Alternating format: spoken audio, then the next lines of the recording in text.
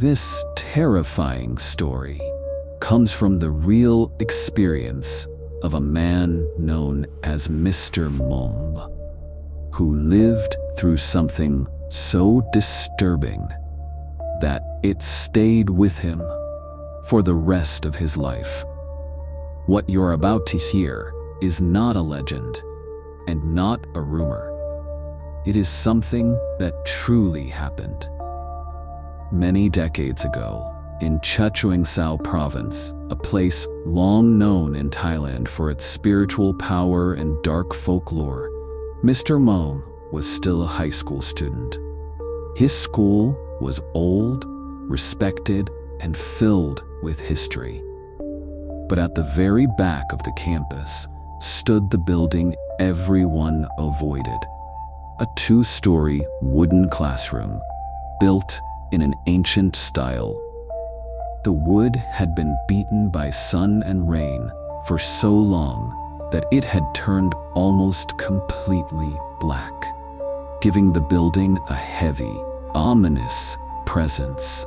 What made it far worse was its location.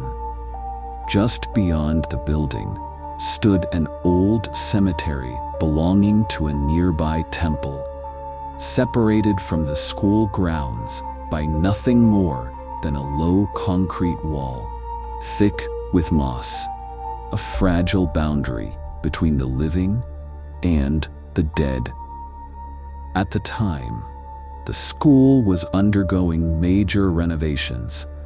A new concrete building was being constructed, and the old wooden one was scheduled for demolition. One evening, around 5 or 6 male students, including Mr. Mom, were asked to help move the remaining desks, chairs, and boxes of books out of the old building. It was early evening, just before sunset. Orange light filtered through tall trees, cutting through the dusty air inside the building. The floating dust looked almost alive, like spirits with nowhere left to go. The deeper they went into the building, the colder it felt, unnaturally cold. Outside, the wind was strong, but inside, there was no movement at all. The silence was so complete that every footstep echoed loudly across the wooden floors. The group split up, each student assigned to a different room. That was when the strange things began to happen. One of the boys, Boss, later admitted that while he was lifting a box of books in a dim classroom, he heard a whisper right next to his ear, a child's voice, soft, clear, calling his name. When he turned around, there was nothing, just a closed window and an empty room. Elsewhere in the building, another student experienced something even worse. As he dragged wooden chairs through the wide hallway, he noticed a dark shape sitting on the second-floor windowsill. When he looked closer, his blood ran cold. It was a young girl sitting casually and swinging her legs. But she had no face, only smooth, pale skin where her features should have been, reflecting the faint light like porcelain.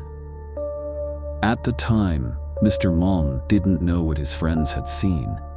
He had come downstairs to take a short break when he noticed a middle-aged man sitting on a wooden bench beneath a large banyan tree near the building. It was Uncle Parn, the school's longtime janitor. Everyone knew him.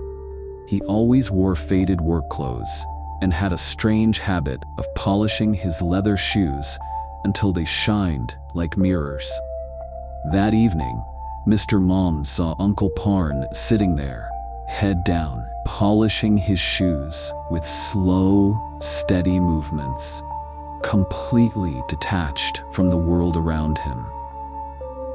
Mr. Mom greeted him politely. "Uncle Parn, it's getting late. Aren't you heading home?" Slowly, Uncle Parn looked up. His face was pale, his eyes unfocused, drifting, as if he was staring through Mr. Mom instead of at him. He didn't answer. He only gave a thin, chilling smile. Uncomfortable, Mr. Mom excused himself and walked away, never realizing that the smell surrounding Uncle Parn was not the scent of a living man, but something damp, stale, and rotten, barely masked by shoe polish. When most of the items had been moved, Mr. Mom suddenly remembered that he had left his wallet and notebook in an upstairs classroom. Reluctantly, he ran back into the old building alone. By now, the light was fading fast. The dark wooden hallway looked endless, like a tunnel with no exit. Every step caused the floorboards to scream beneath his feet. And the feeling grew stronger. The feeling that something was watching him from behind every closed classroom door. He grabbed his belongings and turned to leave. That was when he saw her. A young girl stood silently at the stair landing. She wore an old elementary school uniform, a stained white shirt, and a torn navy skirt. Her long hair covered her face as she stared down at the floor. Trying to stay calm, Mr. Mom spoke gently. "It's dark now. You should go home. I'm leaving too." The girl slowly lifted her head. What Mr. Mom saw nearly stopped his heart. Her face was deathly pale. Her eyes bulged from their sockets, bloodshot and swollen. She opened her mouth as if to speak, but thick, black, foul-smelling liquid poured out instead. Her body began to rise off the floor, her legs bent backward at impossible angles. Mr. Mom didn't think. He leapt down the stairs, running for his life, bursting out into the open yard where his friends were waiting. His face was white, his breathing wild. When he told them what he had seen, no one spoke. Then Ake, a boy who lived near the school and knew the janitor's family, said something that made everyone collapse in shock. "Mom, are you sure you saw Uncle Parn? He died 3 days ago. He was hit by a car while riding his motorcycle. His funeral is still being held at the temple next door. I went last night." The truth hit like lightning. When a teacher supervising the move overheard the story, he sighed heavily and revealed the final piece. Long ago, before the school existed, this land had been an old burial ground, and years earlier, a young elementary school girl had fallen from the second-floor stairs and died instantly, her neck broken at the exact stair landing where Mr. Mom had seen her. Uncle Parn's spirit likely didn't know he was dead, still returning to the place he loved. And the girl remained there, a silent guardian of the land, greeting visitors when night falls. That night, Mr. Mom returned home with a fever over 104 degrees. In his dreams, he saw Uncle Parn polishing shoes at the foot of his bed. and the faceless girl sitting on the roof beam, swaying gently, staring at him with bulging eyes. That experience scarred Mr. Mom for life. The school still stands today, but the wooden building is long gone.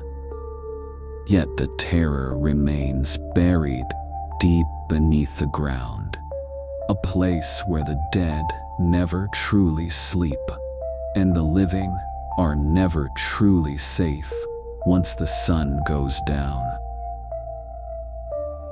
And if you want to hear more true horror stories whispered from real places in Thailand, make sure you subscribe to Tale After Dark and let the next story play when the night grows quiet.